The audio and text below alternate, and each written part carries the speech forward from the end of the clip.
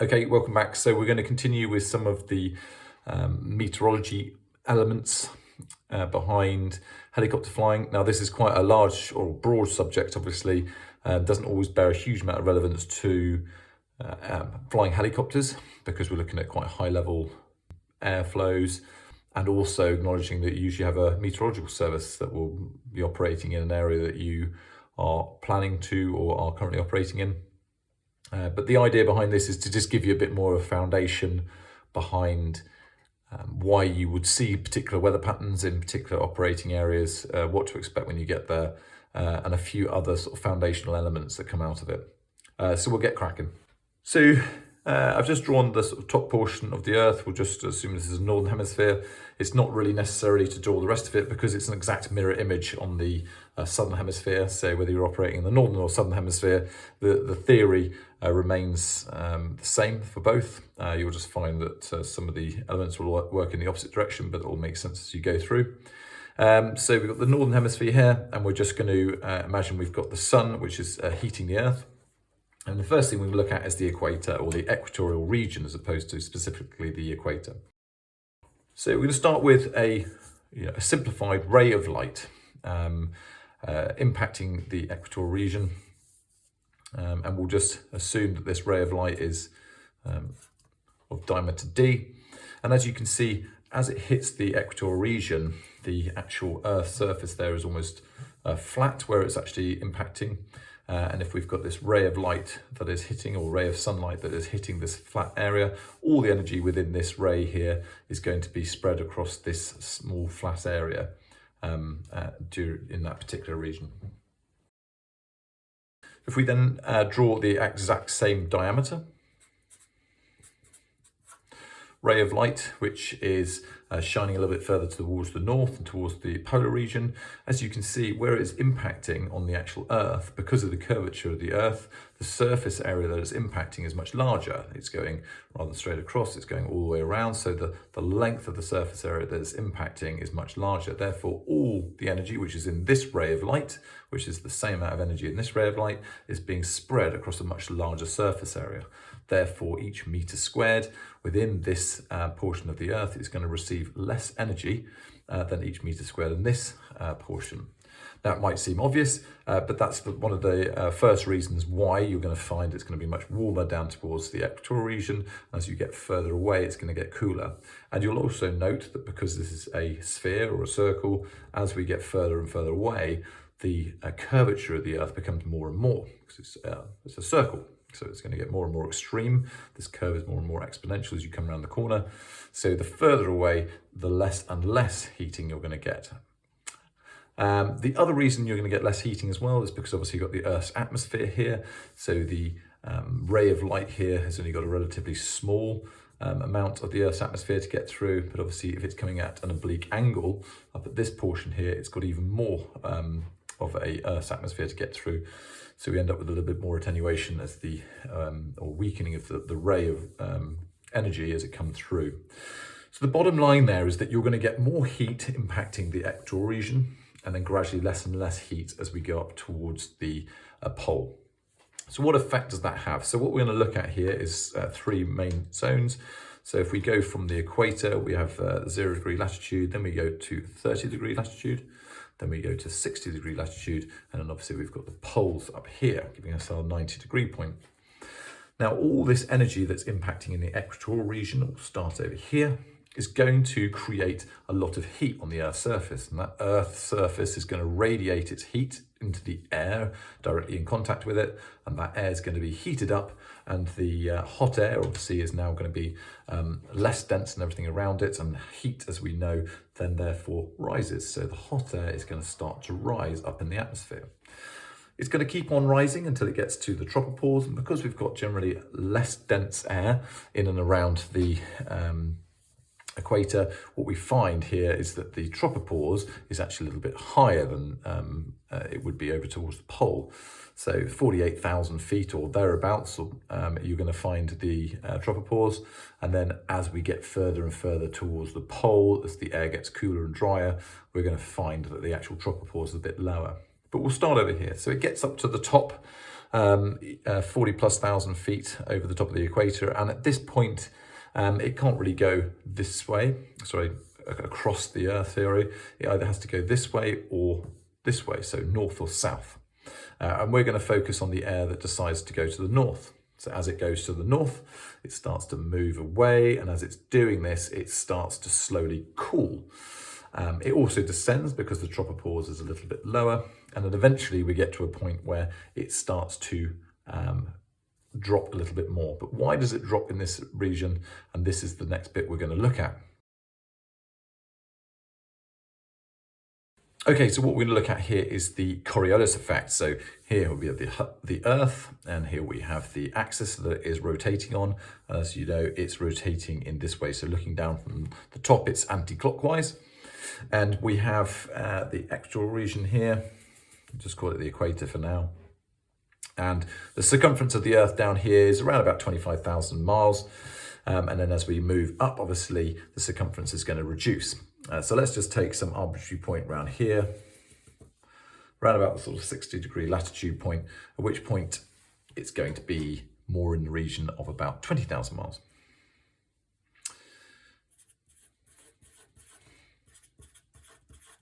Now, these are just very rough figures. It doesn't really matter. But the bottom line is the Earth is rotating at one rotation in 24 hours. So if we do the crude maths here, we're looking at around about 1,000 miles an hour that it's rotating at the equatorial region. And then up here, around about 800 miles an hour, let's say. If I am standing on the equator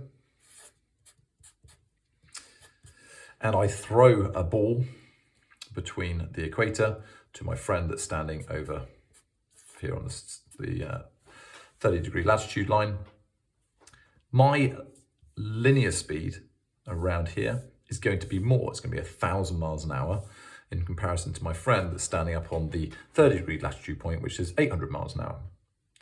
Now, the next thing we need to understand is that all the air that encases the Earth, the air is moving with the Earth. The Earth is not moving underneath the air. If that were the case, then obviously while I stand on the equator, I would be subjected to a 1,000 mile an hour wind all the time. So the air is moving with the Earth. So therefore, if I have a parcel of air down near the equator, and I decide to send it to my friend up on the 30-degree latitude point, and I throw it in this direction, well, for a start, this air is already moving at 1,000 miles an hour in this direction, and my friend is moving at 800 miles an hour in this direction. Now, first point to note here, our angular velocity is exactly the same. So we're all moving at 360 degrees per 24 hours, but our linear speeds are different. And what that means is as I throw this ball, the ball is already moving in this direction at 1,000 miles an hour. I've now given it a vector in this direction. So my friend up at the 30 degrees latitude point will see the ball leave, but because the ball is moving much faster than I am, even though we're moving at the same degrees per second, what will happen is the ball will travel faster in a linear direction in the anti-clockwise direction, the same direction that the Earth is moving. It will move faster in that direction than my friend is up at the 30 degrees latitude point. So what he will see is the ball overtaking him to the right-hand side here. So he will see it go past him, and the ball is actually moving in a nice straight line, but because of the movement of the Earth, it ends up projecting a slightly more curved line like this. And it's just a perception. It's not actually being forced in that direction. It's just because the point on the Earth here at the equatorial region will be directly underneath him, or underneath the ball, when the ball reaches this point, whereas this man will be a little bit further back. Likewise, if my friend over on the 30 degrees latitude point has a parcel of air and he tries to throw it at me, well, this parcel of air is moving slower, 200 miles an hour slower. So I can try and throw it to my friend down here at this point, but actually what will happen is as the ball starts to move towards me, because I'm moving much faster than the ball, I will move in this direction before the ball can get to here. So for me, again, it will look like the ball is moving away to the right-hand side, or my left, the ball's right. So it'll look like it's bending away, but actually the ball will arrive at the point where I was, but I will have already moved a little bit further past. So the Coriolis effect, or the Coriolis force, is not a real force, it is an effect, and it's a perception of movement caused by an object spinning. And in the Coriolis point, it is the perception of movement in an object due to the Earth spinning. And this is precisely what is happening to the air at high level and also at low level, we'll see in a minute, as it moves across the surface of the Earth. Okay, so while the air is now moving from south to north at high level, if we look from above, what we'd actually see is the air moving from south to north, but effectively being perceived as moving to the right, like this.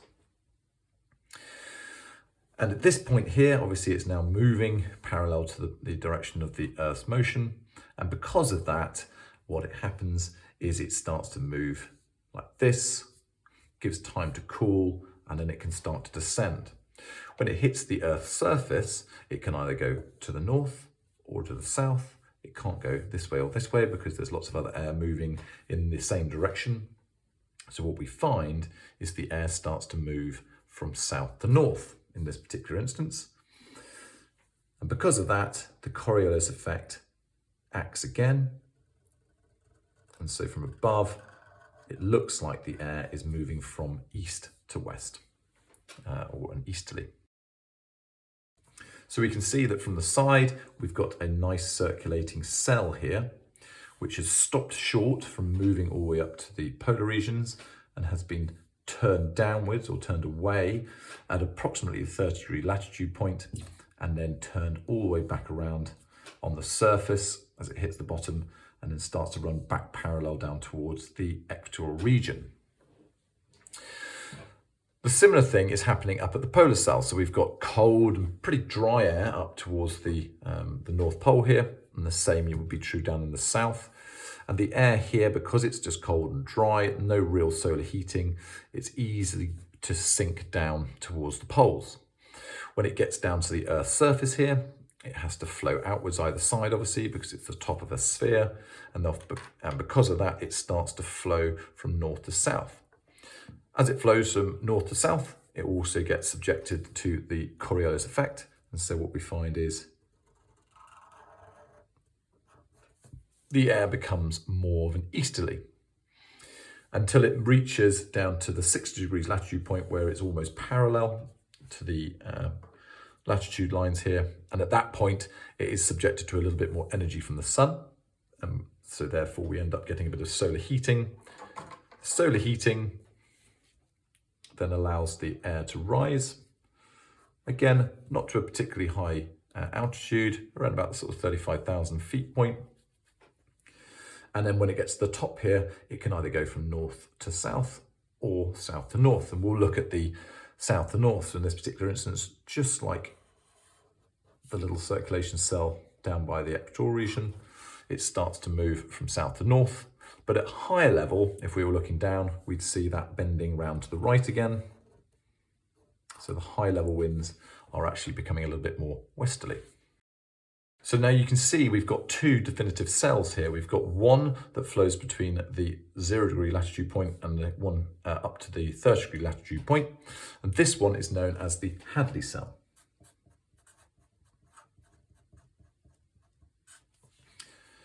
We've got a second one, which is up towards the pole, and we know this one as the polar cell. Now, both these cells have been created by differential heating. So lots of heating here, creating radiation and a convection current that's going upwards at the equatorial region, and this one here created by the sinking air at the pole and then further heating up at the 6 degree latitude point, which leaves us a nice big gap in the middle. And what actually happens here is we end up with a sort of augmentation cell, or a cell that's ultimately being created as a gear or a cog in the middle of two other cells. So it isn't specifically created by differential heating. It is partly that because we've got sinking air on one side and rising air on the other due to thermal differences, but essentially the air here is being pushed around in sympathy to the air that's operating on either side of it. So air at the higher level is moving from north to south, away from the rising air in the polar cell, and likewise towards the surface here we've got air moving from south to north. Exactly the same effect we have at the higher level, so the air that's moving from north to south is being bent round to the right by the Coriolis effect, and the air on the surface, which is moving from south to north, is moving around to the right, again by the Coriolis effect.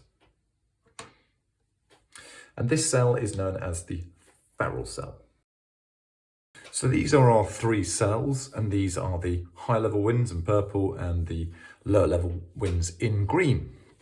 So what effect does this have, therefore, on the overall weather as we go along? And the easiest way to break this down is into the pressure, the weather, and the wind.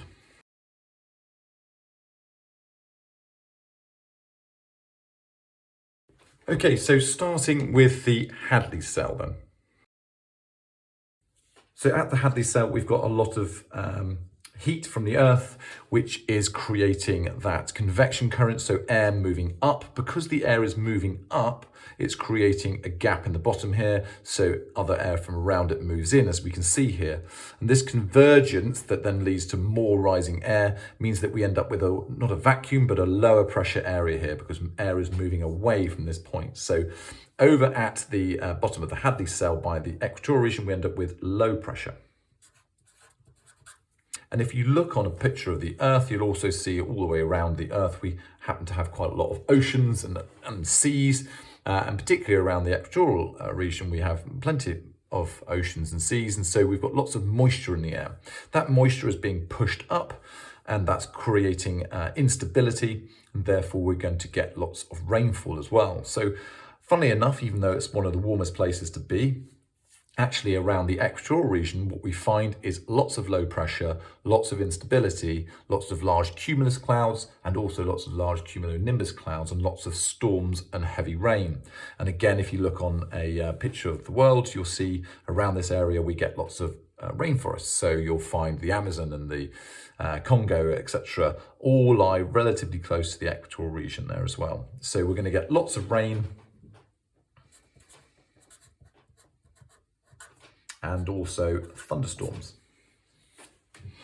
What about the wind? So this is a slightly more complex feature. So we're going to look at the high level wind to start with and see what actually happens to this wind. We've already alluded to the fact that we've got a high level wind which is moving from the west to the east due to the Coriolis effect, but there's a few more complexities behind that. So first thing we have to look at here is that we've got a sphere which is rotating, and the circumference of the sphere here, or in particular the radius, is larger here than it is when we get up to the 30-degree latitude point. Now, the conservation of angular momentum states that the angular momentum is equal to the mass times the velocity times the radius. Now, we're not changing the mass of air at all, but we are changing the radius.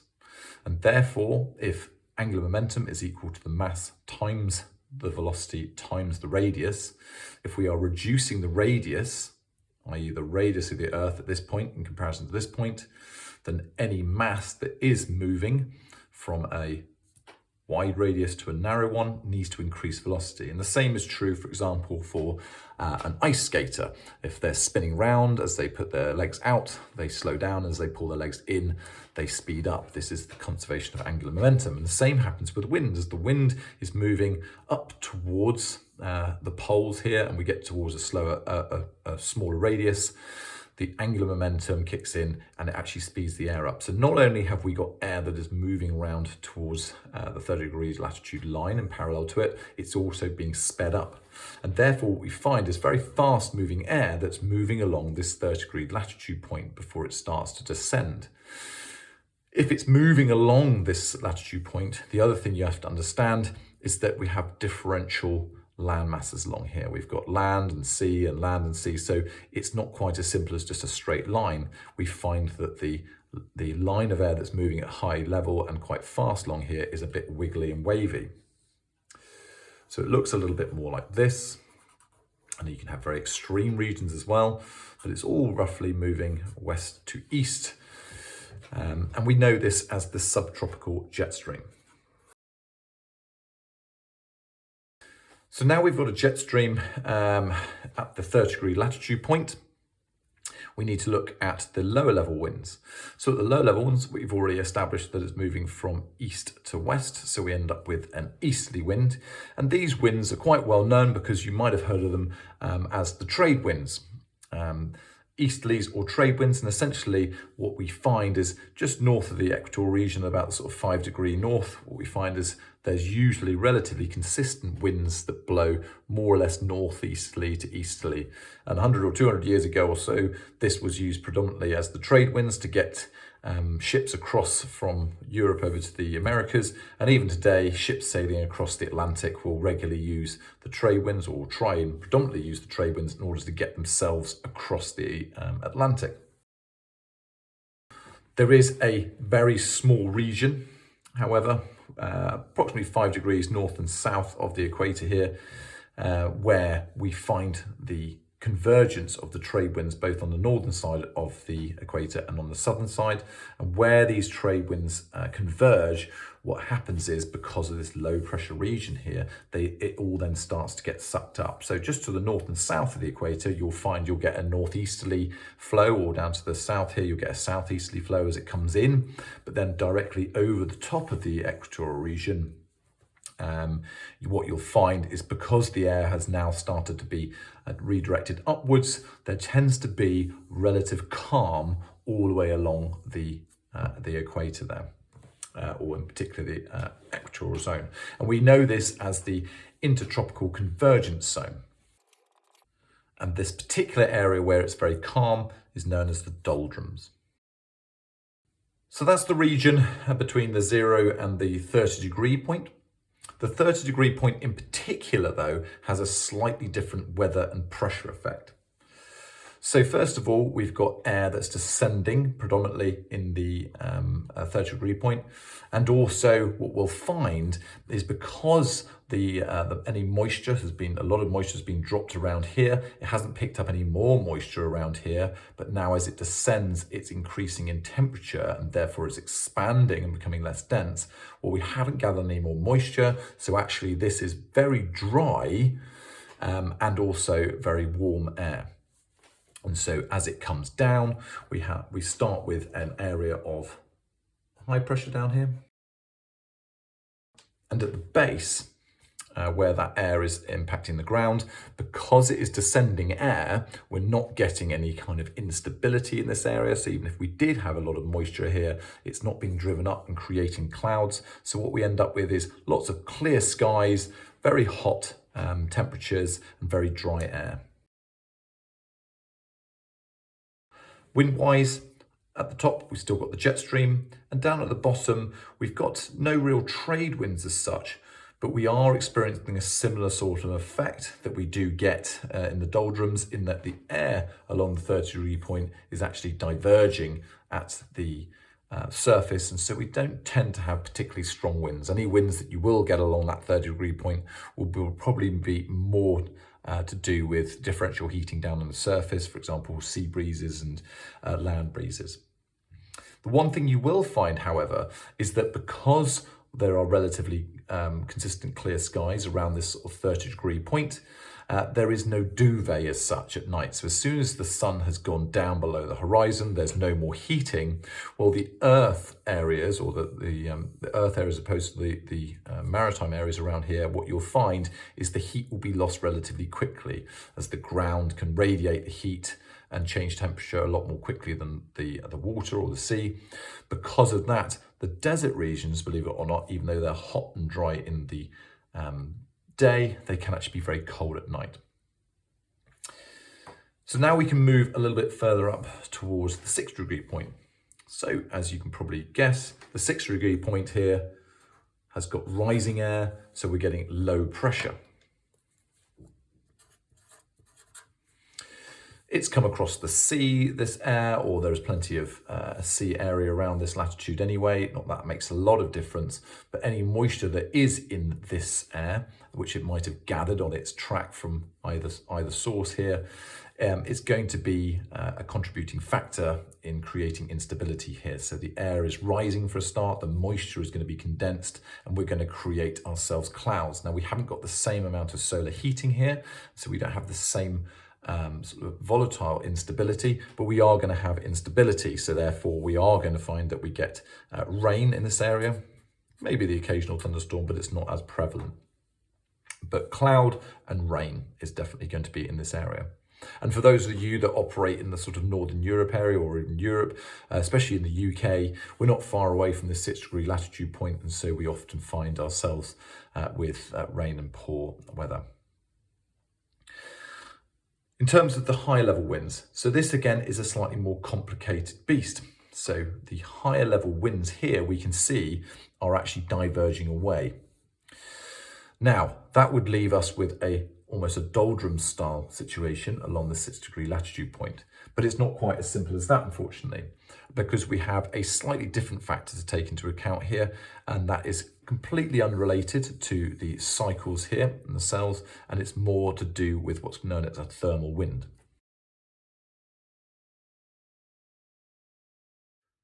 So if we look up at approximately the 6-degree latitude point, what we find there is a front or a border. Now, majority of the Earth, if we look at it, is covered in tropical air.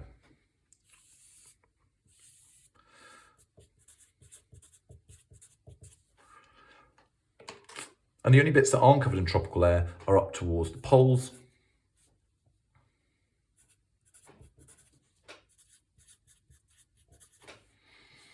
And we have a considerable difference in the size of the polar air and the tropical regions. Most of this is because of what I stated before, in that sort of exponential nature of the curve of the Earth means that we have a small area down here where it's particularly extreme curve, where we have cold air, and then in the middle we've got the majority of the air, which is tropical.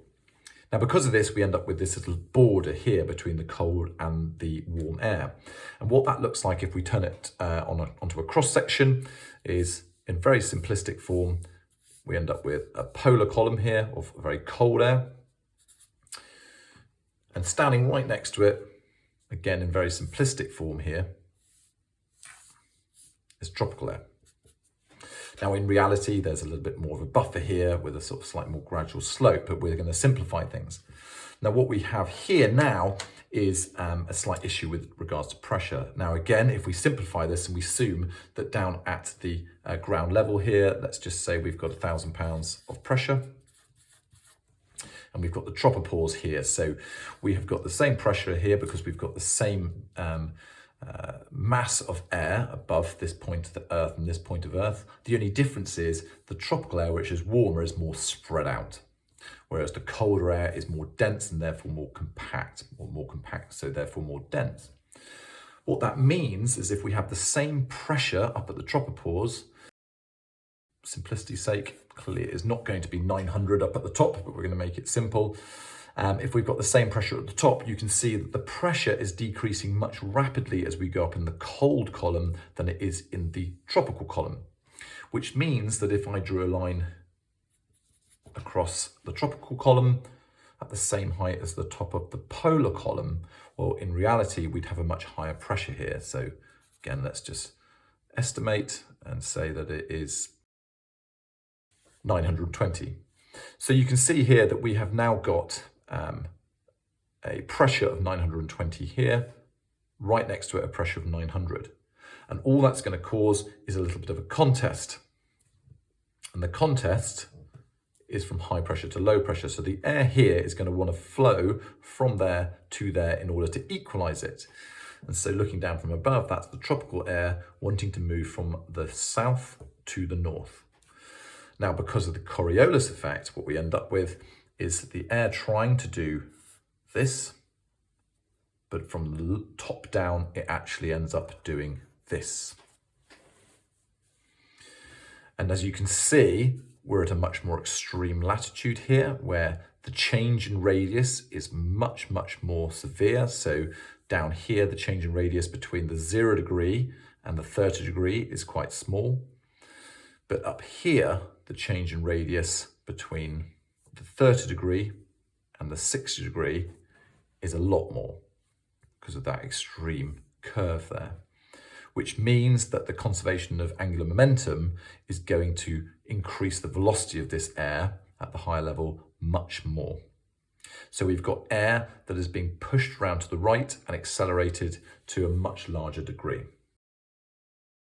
So for us, on this line here, we end up with another jet stream.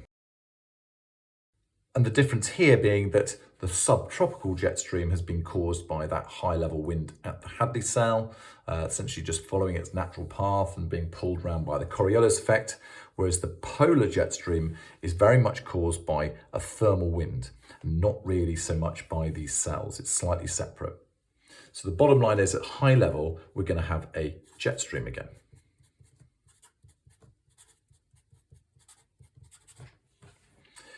Down on the surface though, we're going to see, as you can see here, a wind that is moving from south to north and being bent from west to east. And so we call this one a westerly. And for those of you who have operated in Europe, Northern Europe, the UK in particular, you'll know that the prevailing wind is roughly southwesterly. And that's exactly what the westerlies are. They're approximately southwesterly winds. And that's why you have that prevailing wind. So the last place we need to look at, which is relatively simple, is the polar region. And up here, we've got dry, sinking air, which is creating high pressure. Because of that, we have the same issue. We don't have any more moisture to add to the air because it's been sitting up at high level. So therefore, it's relatively dry. It's very cold. It's sinking down. And so what we actually find is we have pretty dry and cold conditions. So not a lot of precipitation, even though we have a lot of snow, we might get the odd storm up there. And again, high level winds, they are a factor that we've already considered here, but the high level winds are ultimately being bent round to the right. So we will have an element of high level winds, but not particularly influential up at the polar region. The low level winds, as you can see, it is a divergent wind from the surface. So again, it should be relatively calm, but we will have winds that are going to be influenced by the coastal regions and differential heating down on the ground, not so much by the actual cell itself. So now we can see in summary that if we are planning to operate down in the region of the Hadley cell, and in particular around the equatorial region and this 5 degree point left and right of it, we're going to have low pressure. We could possibly have lots of rain, possibly lots of thunderstorms. So even though you might be packing or preparing to go into a very hot climate, you need to be prepared to look out for thunderstorms and particularly severe weather in those regions when it's not solely blue sky. You're not likely to be operating at the high levels, but down in the lower levels, you can expect to see relatively consistent northeasterly winds, unless you travel a little bit further to the south of those trade winds, at which point you might find it's particularly calm all the time. At the 30 degree latitude point, again, expect it to be very hot and dry, but at night you will probably be looking to operate in much colder conditions. So planning to and preparing to fly in both very hot and dry conditions, which is going to challenge your performance of your aircraft, but also in the night time, you need to be ready to travel and operate in cold conditions and also operate both yourself and the aircraft in those conditions. 6 degree latitude point, be ready for lots of rain, plenty of unsettled weather, but also westerly winds. And then lastly, if you do find yourself operating right up the North Pole, then yes, you're going to get various snowstorms, but it could actually be quite dry. Keep that in mind, but also extremely cold, clearly. Now, the only caveat to, in particular, this part here for the 0 degree, but also for all the rest of them, is that, as you know, as the Earth goes around the sun during the year, it tilts towards and away from the sun, which means we get our seasons, as you know well. What effect does this have? Well, what it means is the region of the equatorial region that receives the highest amount of the sun's energy and therefore gets the lowest pressure is going to move from one side to the other. So if you are planning to operate down in the equatorial region, what you've got to remember is that area of low pressure, and therefore the area where you're going to get lots of rain and thunderstorms, is going to move north and south. If it's going to move north and south, you also have a secondary effect. Not only are you going to find that you're going to have increased rainfall, so even though you're not operating right on the equator, you might be north or south of it, you need to understand that this ITCZ is not exactly 5 degrees. It can move quite considerably either side of the equator. So you might be operating in a region just outside 5 degrees of the equator and find that you're getting pretty severe rain and thunderstorms. And there's another reason for that one. So just because the low pressure is not completely over the top of you doesn't necessarily mean that you're going to avoid the rain and the thunderstorms. The area that does receive the low pressure is going to affect the movement of the air around the surface of the Earth in that particular region. And so what you might find is that air that is usually over the top of, let's say, the Indian Ocean, for example, is getting now dragged towards that area of low pressure. If it gets dragged towards that area of low pressure and then thrust up into the atmosphere, well, what we've now got is extremely moist air that's been happily bobbing away around the Indian Ocean, now dragged over you and pushed up. So increased moisture. And the so what from that is we end up with heavy rain, which is otherwise known as monsoons.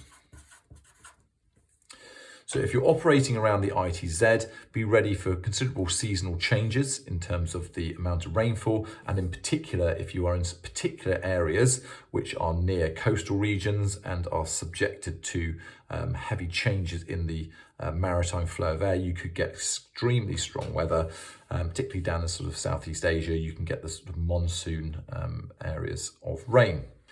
So the same, but not to quite the same level exists on the 30 and 60 degree latitude lines with regards to the seasonal changes. So as the Earth tilts away from the sun during the winter months for the northern hemisphere, what we find is this polar jet stream moves a little bit further to the south, which tends to bring a lot of those low pressure regions, or hold the low pressure regions in particular, over the top of the north of Europe and the UK, so you can expect the poor weather there. As the Earth then moves back towards the sun during the summer months, that polar jet stream is pushed back to the north as that tropical air is pushed up to the north. So we end up with a polar jet stream that's further to the north and holds all that poor weather and a lot of those depressions to the north of the UK. So there is an overview of how the air is flowing around the world, what sort of air masses, or in particular what sort of weather conditions you can expect when you're operating in various different areas. And if you do already operate in those areas, hopefully it gives you a little bit of an idea of why you are experiencing the weather you do. Feel free to put any comments in the bottom, amendments that you can see, and any questions, and I'll get back to you. Thanks a lot.